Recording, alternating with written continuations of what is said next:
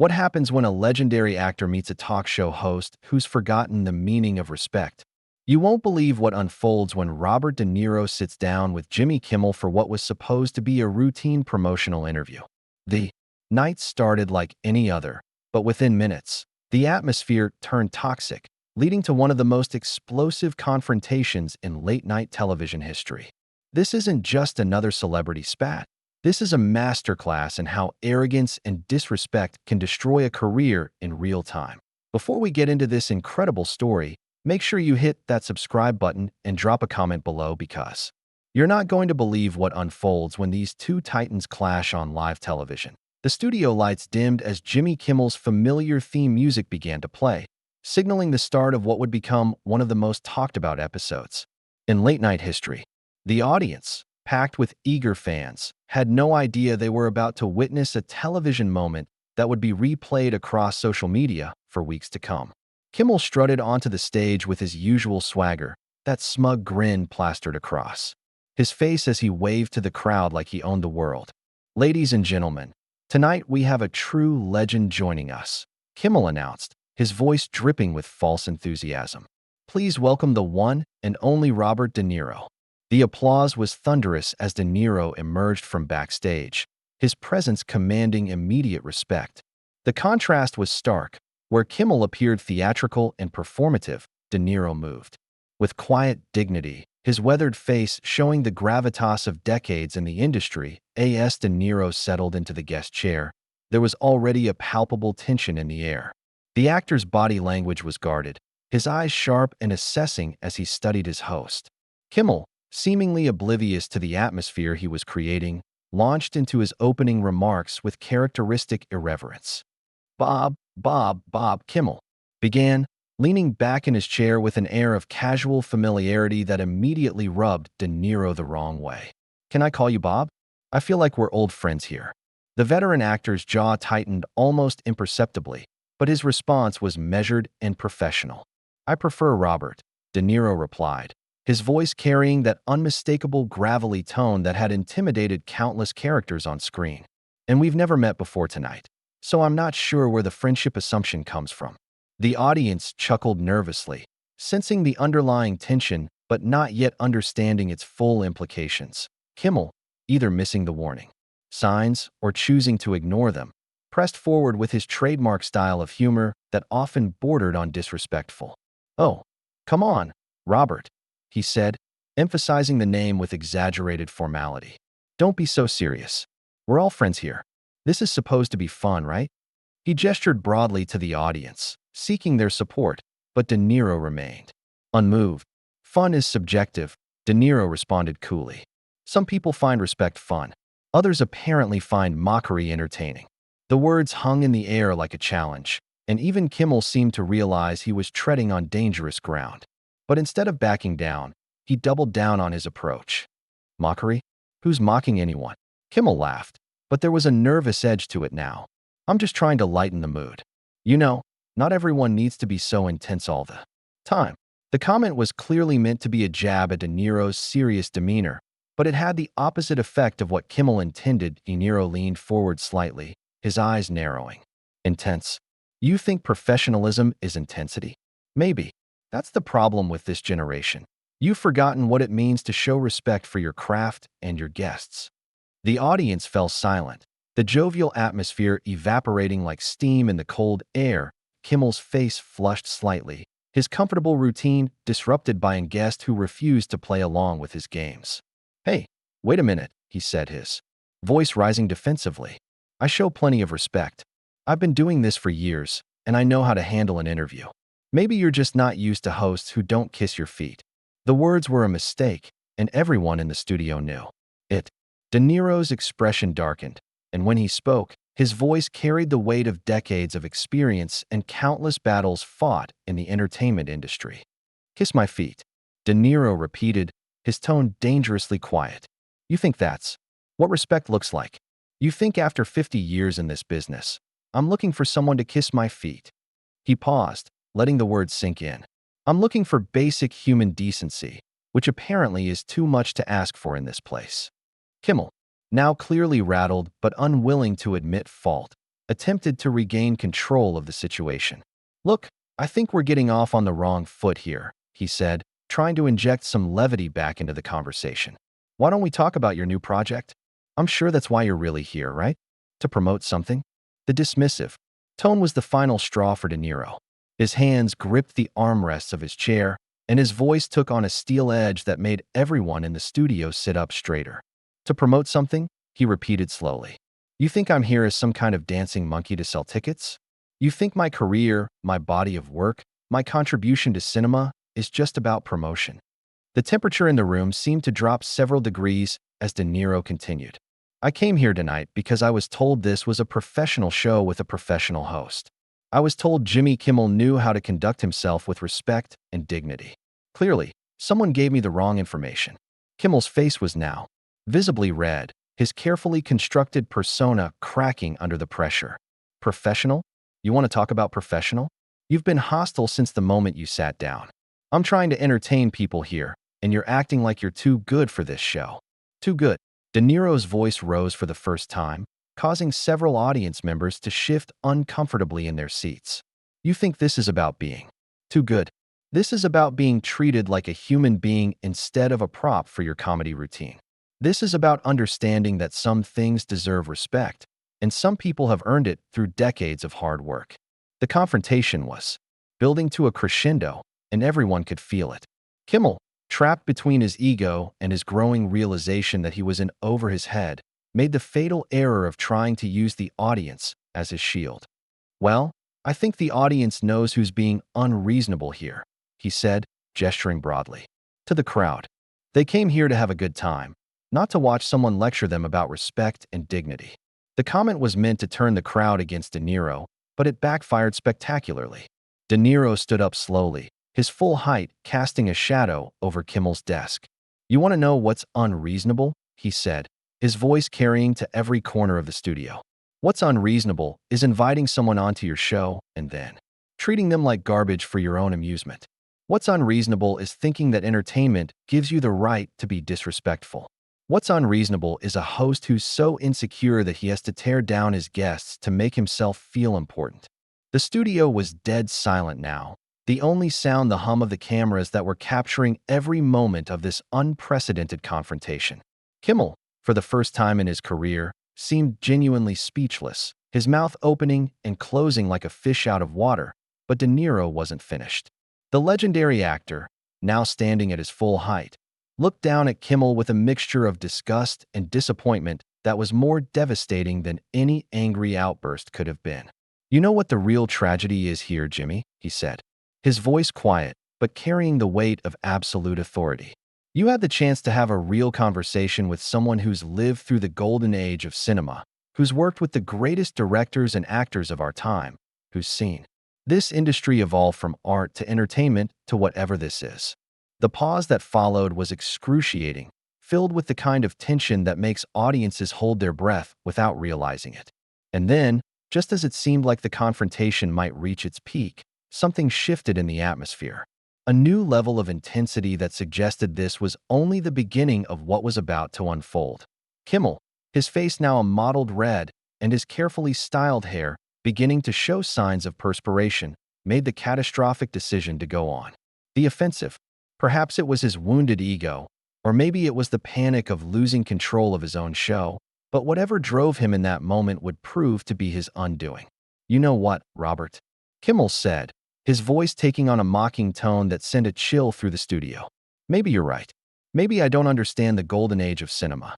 Maybe I don't appreciate the art form the way you do. But you know what I do understand? I understand that this is my show, in my studio, with my audience, and if you don't like how I run things, there's the door. The audacity of the statement hit the room like a physical blow. Even the camera operators seemed to flinch behind their equipment. De Niro, who had been standing throughout this exchange, slowly tilted his head, studying Kimmel with the kind of predatory focus that had made him famous in countless crime dramas. Your show, De Niro repeated, his voice barely above a whisper, but somehow carrying more menace than if he had been shouting. Your studio. Your audience. He paused, letting each word hang in the air like an accusation. And apparently, your complete lack of class, your absence of professionalism, and your pathetic need to humiliate people who are better than you. The insult landed with surgical precision, and Kimmel's face went from red to purple. Better than me, he sputtered, his composure completely shattered now. You think you're better than me? You're just another old actor living in the past, telling everyone how great things used to be while the world moves on without you. The audience gasped audibly at the personal attack. This had crossed every line of professional conduct, and everyone knew it. But De Niro didn't explode as Kimmel might have expected. Instead, he smiled, a cold, calculating expression that was far more terrifying than any display of anger. Living in the past, De Niro said, his voice taking on an almost conversational tone that somehow made his words more devastating. You want to talk about the past, Jimmy? Let's talk about it. Let's talk about when television hosts actually prepared for their interviews, when they researched their guests, when they understood that their job was to showcase talent, not to tear it down for cheap laughs. He began to pace slowly, never taking his eyes off Kimmel, who was now visibly squirming in his chair. Let's talk about when entertainment meant something more than viral clips and social media moments. When respect wasn't just a word people threw around, but something they actually practiced. Kimmel, desperate to regain some semblance of control, attempted to interrupt. Look, I think we need to. I'm not finished. De Niro cut him off with such authority that Kimmel's mouth snapped shut involuntarily. You invited me here tonight, ostensibly to discuss my work, my career, my contributions to an art form that I've dedicated my entire life to. Instead, you've used me as a punching bag for your insecurities and your need to prove how clever you think you are. The legendary actor stopped pacing and fixed Kimmel with a stare that seemed to see right through him. But here's what you don't understand, Jimmy. Respect isn't something you can fake. Class isn't something you can buy. And dignity isn't something you can script into your monologue. Kimmel, his face now a mask of barely controlled rage, made another critical error. You know what your problem is, De Niro? You take yourself too seriously. This is supposed to be entertainment, not some masterclass in acting or whatever you think you're doing here. People want to laugh. They want to have fun. They don't want to listen to some has-been lecture them about the good old days. The word has-been seemed to echo in the studio like a gunshot. Several audience members audibly gasped, and even the production crew, who had seen their share of uncomfortable moments, looked shocked by the blatant disrespect. De Niro's reaction was swift and devastating. Has been, he repeated, his voice dropping to a dangerous whisper. A has-been? You're calling me a has-been? He laughed, but there was no humor in it, only contempt. Jimmy, I was winning Academy Awards before you were old enough to understand what television was. I was creating characters that will be studied and remembered long after your name is forgotten. The attack was personal now, and Kimmel knew it. But instead of backing down, his wounded pride drove him to escalate further. Awards? You want to talk about awards? How many Emmys do you have, Robert? How many people tune in to watch you every night? When was the last time you had a number? One movie? Face it, you're yesterday's news trying to stay relevant. The studio fell into a stunned silence. This wasn't just unprofessional anymore. It was character assassination on live television. De Niro stood perfectly still for a moment, and when he spoke, his voice carried the weight of 5 decades in the entertainment industry. You want to know about relevance, Jimmy? Relevance isn't about ratings or Twitter followers or how many people watch your show. Relevance is about creating work that matters, that touches people's lives, that says something important about the human condition. His voice grew stronger with each word. Relevance is about integrity, about standing for something more than just entertainment value. He leaned forward slightly, his presence somehow filling the entire studio. You measure success by numbers. On a screen, and advertising revenue. I measure it by the letters I get from people telling me how a character I played helped them understand their father, or gave them courage to face their fears, or showed them that even broken people can find redemption. Kimmel, now desperate and cornered, played his final, most destructive card. Oh, spare me the noble artist routine, he sneered. You're not here to inspire anyone. You're here because your publicist told you to be here, because you need the exposure just like everyone else. Don't pretend this is about art. This is about business, and in business, I'm winning. The cruelty of the statement was breathtaking in its calculated malice.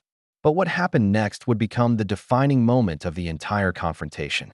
De Niro straightened to his full height, and when he spoke, his voice carried such quiet authority that every person in the studio strained to hear every word. "You think this is about winning and losing?" he said, his tone now carrying a mixture of pity and disgust. "You think success is measured by who can humiliate whom on television? Jimmy, you've already lost, and you don't even realize it. You've lost your dignity, your professionalism, and any claim to respectability you might have had." The words hit Kimmel like physical blows, and his face contorted with a mixture of rage and panic. "You don't get to come on my show and lecture me about professionalism," he shot back, his voice rising to near shouting levels. "You don't get to sit there and act like you're some kind of moral authority. You're just another Hollywood hypocrite who thinks he's better than everyone else." But De Niro wasn't finished. In fact, he was just getting started, and what he said next would push this confrontation beyond the point of no return, setting the stage for an explosive finale that would leave everyone in the studio speechless. "Hollywood hypocrite. Duh," Niro repeated, his voice now carrying a dangerous edge that made everyone in the studio instinctively lean back in their seats. "You want to talk about hypocrisy, Jimmy? Let's talk about it. Let's talk about how you built your career on the backs of people more talented than you, making jokes at their expense, reducing their life's work to punchlines for your monologue." The veteran actor's eyes blazed with an intensity that had captivated audiences for decades, but now it was focused entirely on destroying the man sitting across from him. "You talk about business? About winning? You've turned human dignity into a commodity, respect into a joke, and professionalism into a relic of the past. And you call that winning?" Kimmel, his face now a mask of desperation and fury, stood up abruptly, his chair rolling backward with such force that it nearly toppled over. "That's enough," he shouted, his voice cracking slightly. "I don't have to sit here and listen to this from some washed-up actor who can't accept that his time is over. This is my show, and I'm telling you to show some respect." The irony of demanding respect while showing none was lost on no one, and De Niro's response was swift and merciless. "Your show?" he said, his voice rising for the first time to match Kimmel's volume. "This isn't a show, Jimmy. This is a train wreck. This is what happens when you give someone a platform without requiring them to have anything meaningful to say." The confrontation had now reached a fever pitch, with both men standing and facing each other across the desk like gladiators. In an arena, the audience sat in stunned silence, witnessing something unprecedented in late-night television history. "You want to know what washed up looks like?" De Niro continued, his voice now booming through the studio. "Washed up is hiding behind a desk and throwing insults at people who've accomplished more in a single film than you've managed in your entire career. Washed up is thinking that controversy equals relevance, that disrespect equals entertainment." Kimmel, now completely unhinged, made his final, most devastating mistake. "Accomplished? What have you accomplished lately besides living off your reputation? When was your last great performance, Robert? When was the last time anyone under 30 even knew who you were without Google?" The personal attack was so vicious, so calculated to wound, that several audience members actually gasped audibly. But if Kimmel expected De Niro to crumble under the assault, he was catastrophically wrong. De Niro stood perfectly still for a moment, and when he spoke, his voice was quiet but carried such authority that every person in the studio hung on his every word. "You want to know what I've accomplished lately, Jimmy? I've maintained my dignity. I've treated people with respect. I've remembered that being in the public eye is a privilege, not a right to abuse others." He paused, letting his words sink in before delivering what would become the most quoted line of the entire confrontation. "But most importantly, I've never forgotten that true class isn't about how famous you are or how much money you make. It's about how you treat people when the cameras are rolling and everyone is watching." The words hit Kimmel like a physical blow, and for a moment, his confident facade completely cracked, revealing the insecure, desperate man beneath. But instead of backing down, he doubled down on his cruelty. "Class? You want to lecture me about class?" Kimmel's voice was now shrill. "Desperate? You're the one who's been hostile and difficult from the moment you walked out here. You're the one who's been treating my audience like they're beneath you. So don't talk to me about class when you can't even be civil for 30 minutes. The accusation was so far from reality that it seemed to hang in the air like a bad smell. De Niro looked at Kimmel with something approaching pity, and when he spoke, his voice carried the weight of absolute moral authority. Hostile? Difficult. De Niro shook his head slowly. Jimmy, I came here tonight prepared to have a conversation. I came here expecting to be treated with basic human decency. Instead, I've been mocked, dismissed, and insulted by someone who clearly has no understanding of what professional conduct means. He gestured broadly to the audience, many of whom were now visibly uncomfortable with what they were witnessing. These people didn't come here to watch you humiliate your guests. They came here to be entertained, to maybe learn something, to see their favorite stars in a different light. Instead, you've given them a masterclass in how not to conduct yourself in public. Kimmel, now backed into a corner with nowhere to go, played his final card with all the desperation of a drowning man. You know what, Robert? If you don't like how I run my show, if you think you're too good to be here, then maybe you should just leave. Maybe you should go back to whatever retirement home you crawled out of and let the rest of us get on with our lives. The insult was so crude, so unprofessional, that even the production crew looked shocked. Several audience members actually stood up, apparently preparing to leave themselves. But De Niro's response was not what anyone expected. That he smiled. Not the cold, calculating smile from earlier, but something different. The smile of a man who had just been handed exactly what he needed to make his point. You know what, Jimmy? De Niro said, his voice now calm and controlled. You're absolutely right. I should leave. Not because I'm too good to be here, but because I'm too good to enable this kind of behavior. He turned to face the audience directly, addressing them with the same commanding presence that had made him a legend. Ladies and gentlemen, I want to apologize to you. You came here tonight expecting entertainment, and instead you've been subjected to this display of unprofessionalism. You deserve better than this. The audience erupted into applause, not the polite, expected applause of a talk show, but genuine, heartfelt appreciation for someone finally acknowledging their dignity. De Niro turned back to Kimmel, who was now standing behind his desk looking like a deer caught in headlights. And Jimmy, I want to thank you. You've done something tonight that I never could have done on my own. You've shown everyone watching exactly what's wrong with entertainment today. You've demonstrated that when you give someone a platform without requiring them to have character, this is what happens. The final blow was delivered with surgical precision, and Kimmel seemed to physically shrink under the weight of it. You've proven that success without integrity is just failure with better lighting. With that, De Niro straightened his jacket, nodded politely to the audience one final time, and began walking toward the exit. But he wasn't finished. As he reached the edge of the stage, he turned back one last time. Oh, and Jimmy, he said, his voice carrying clearly through the stunned silence. The next time you want to interview a real actor, try learning how to be a real host first. The studio erupted.